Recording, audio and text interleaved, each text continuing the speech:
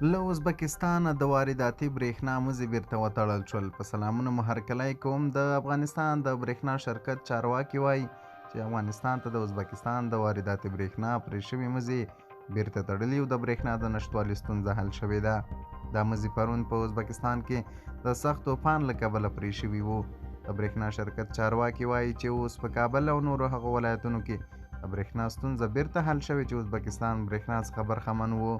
پرون هرات کې د سخت طوفان له کبله د ترکمنستان څخه هم د وارداتي برېښنا مزي پرې شوي وو.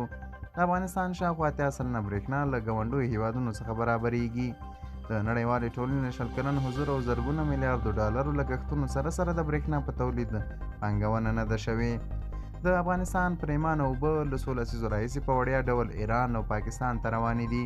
ویل کېږي چې دا دوه هیوادونه د افغانستان د بې نظامه ساتلو لپاره د نورو ګټو ترڅنګ د پرېمانه وړیا اوبو لپاره خپلو هڅو ته دوام ورکوي.